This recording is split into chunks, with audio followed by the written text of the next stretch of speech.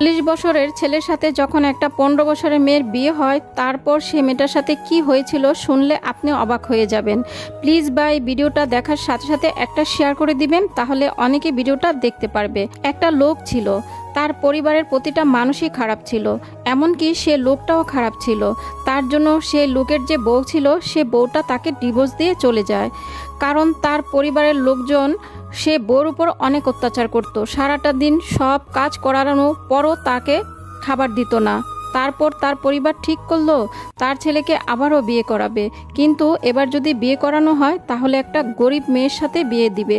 সে মেয়েকে যত কিছুই বলুক না কেন, সে মেয়ে যেন তাদের প্রতিবাদ করতে না পারে। আর তারপর তার পরিবার মেয়ে দেখা শুরু করলো। আর অনেক মেয়ে দেখার পর একটা মেয়ে পেল। সেই মেয়েটার বাবা ছিল না, সেই মেয়েটার শুধু মাই ছিল, কিন্তু তার মা বয়স্ক ছিল এবং অসুস্থ ছিল। মেয়েটার মা অনেক চিন্তা করত, আমার তো বয়স হয়েছে, ওর তো বাবাও নেই, যদি দেখে শুনে একটা ভালো ছেলের কাছে বিয়ে দিতে পারি তাহলে আমি মরে গিয়েও শান্তি পাবো। আর তারপর সে ছেলের পরিবার সে মেয়েকে দেখতে গেল। যখন মেয়ের পরিবার জানতে পারলো ছেলেদের অনেক টাকা পয়সা আছে, ছেলেদের নিজের বাড়িঘর আছে, তখন মেয়ের মা রাজি হয়ে গেল। কিন্তু মেয়ে বিয়ে করতে রাজি হচ্ছিল না। আর ছেলেটার বয়সও ছিল 40 বছরের মতো। আর সবচেয়ে বড় কথা হচ্ছে তার বিয়ের বয়স হয় নাই, সে পড়াশোনা করতে চায়। কিন্তু মেয়েটার মা মেয়েটাকে অনেক করে বোঝালো, দেখ তোর বাবা নাই, আমি বা কয়দিন বাঁচবো, যদি তোকে আমি ভালো একটা পরিবারে বিয়ে দিতে পারি তাহলে তুই সেখানে সারাটা জীবন থাকতে পারবি, আর আমি যদি মরেও যাই তাহলে তোর কি হবে। তখন মেয়েটা বলতেছে, আমি এই বয়স্ক লোককে বিয়ে করতে পারবো না, আর এছাড়া তার আগে একটা বিয়ে হয়েছে, আর আমি পড়াশোনা করতে চাই। তখন মেয়েটার মা মেয়েটাকে অনেক করে বোঝালো, এক পর্যায়ে মেয়েটাও রাজি হয়ে গেল। তারপর মেয়েটার পারিবারিকভাবে বিয়েটা হলো। যেদিন বিয়ে হলো মানে বাসরাতের দিন, মেয়েটা বাসর ঘরে বসে কান্না করতেছে। আর তারপর মেয়েটার স্বামী বাসর ঘরে ঢুকলো। ঢোকার পরেই মেয়েটার স্বামী মেয়েটাকে বলতেছে, দেখ আমার কান্নাকাটি একদম ভালো লাগে না, তোকে আমি বিয়ে করছি বাসার কাজ করানোর জন্য। আমার আগে একটা বউ ছিল, তাকে দিয়ে বাসার সব কাজ করাতাম, কিন্তু সে আমাকে ডিভোর্স দিয়ে চলে গেছে, যার জন্য তোকে আমি বিয়ে করছি। যখন মেয়েটা স্বামীর কাছ থেকে এরকম কথা শুনতে পেল, তখন মেয়েটা আরও কান্না করতেছিল। সেই রাতে মেয়েটার সাথে তার স্বামীর সব কিছুই হয়ে গেল, যেটা আপনারা বুঝতেই পারতেছেন। মেয়েটা এগুলো কিছুই বুঝতো না, কারণ মেয়েটার বয়স একদমই কম ছিল, মেয়েটা খুবই সহজ সরল ছিল।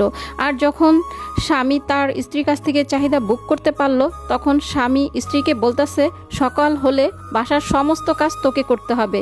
আমার মার বয়স হয়েছে, আমার মা সেরকম কোনো কাজই করতে পারে না, আমার একটা বিবাহিত বোন আছে, ওর শাশুড়ি অনেক খারাপ, যার জন্য আমার বাসায় রাখছি, ওকে দিয়ে কোনো কাজ করতে দিবি না। তারপর স্বামী ঘুমাই গেল, কিন্তু মেয়েটা সারা রাত ঘুমালো না, মেয়েটা সারা রাতেই কান্নাকাটি করলো। মেয়েটা ভাবতেছে, আমার জীবনটা নষ্ট হয়ে গেছে, আমার কার সাথে বিয়ে হলো। তারপর সকাল হলো, মেয়েটা বাসার সব কাজ করতে চলে গেল, কিন্তু মেয়েটা কোথা থেকে শুরু করবে কোনো কিছুই বুঝতেছিল না। মেয়েটা সব কাজই পারত, কারণ মেয়েটার যখন বাপের বাসায় ছিল মেয়েটা তার মাকে রান্না করে খাওয়াতো, কিন্তু নতুন জায়গায় এসে নতুন পরিবেশে এসে এখানে কিভাবে কি করবে বুঝতে পারতেছিল না। তারপর মেয়েটার সাথে অনেক অত্যাচার করতো সবাই। তারপর মেয়েটার মায়ের কথা ভেবে সংসারে পড়ে রইল। মেয়েটা অনেক কান্নাকাটি করতো, আর মেয়েটা মনে মনে ভাবতো, আমার মা তো অসুস্থ, যদি আমার মা জানতে পারে আমি এখানে সুখে নাই তাহলে হয়তো বা আমার মা মরেই যাবে। তার জন্য মেয়েটা তার মাকে কোনো কিছুই বলতো না, সব কিছু সহ্য করে নিত। তারপর এভাবেই চলতেছিল মেয়েটার জীবন। এক সময় মেয়েটার শাশুড়ি মেয়েটাকে বলতেছে, দেখো আমার ছেলের তো বয়স হয়ে গেছে, তোমাদের উচিত এই সময় বাচ্চা নেওয়া।